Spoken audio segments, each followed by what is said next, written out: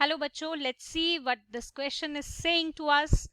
सो यहाँ पर हमें मैच करने हैं ये दोनों कॉलम्स जो हमारी नजरों के सामने हैं। सो यहाँ पे बात कर लेते हैं सबसे पहले कि क्या की कॉन्सेप्ट यूज करेंगे इस क्वेश्चन में।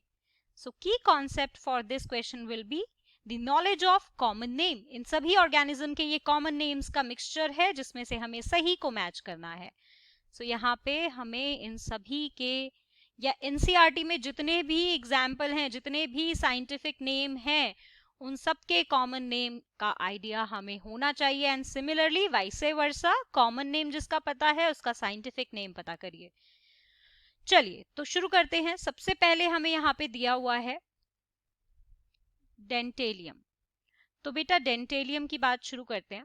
अगर डेंटेलियम से शुरू करें तो ये बेसिकली बिलोंग करता है हमारे फाइलम मोलस्का को, राइट। सो ये मोलस्का को बिलोंग करता है और इसको कॉमनली मैं क्या कहता हूं? Commonly it is known as yes tusk shell. तो देखो कितना इजीली ये सॉल्व हो गया। So Dentalium will be with fourth. So यहां पर हम ये लिखते रहते हैं कि 1 हमारा जाएगा फोर्थ के साथ, ठीक है। आगे चलते हैं। अब चलते हैं ऑफ्यूरा पे। तो बात कर लेते हैं हमारे ऑफ्यूरा की। तो बेटा ऑफ्यूरा की जब मैं बात करती हूं तो ये जो ऑफ्यूरा है हमारा, ये बिलोंग करता है किसको? क्या लगता है? Yes, so this is echinoderm. So ये बिलोंग करता है हमारे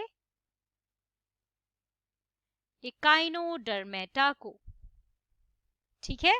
इकाइनोडर्म है, इकाइनोडर्मेटा को बिलोंग करता है। और इसके कॉमन नेम की अगर मैं बात करती हूं तो ऑफ्यूरा क्या है? Brittle star. स्टार जैसी अपीयरेंस होती है इसकी, इसीलिए इसको एक ब्रिटल स्टार बोलते हैं, क्योंकि ये बहुत ही ज्यादा ब्रिटल होता है। अगर इसको तोड़े तो हम ये क्रिस्टल्स में टूटता है, तो ब्रिटल स्टार नाम करते हैं इसका। तो ऑफ्यूरा विल बी विथ फर्स्ट। सो यानी कि हमारा ए का फोर्थ हो गया, बी का हमारा हो जाएगा फर्स्ट।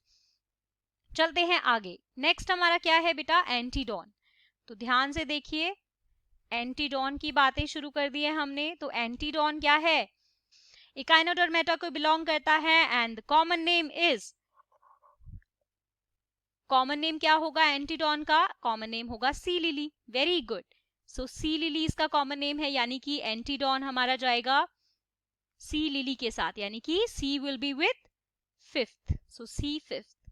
आगे चलते हैं। अब चलते हैं हम नेक्स्ट वाले पे। सो नेक्स्ट हमारा है इकाइनस। सो इकाइनस की बात कर लेते हैं।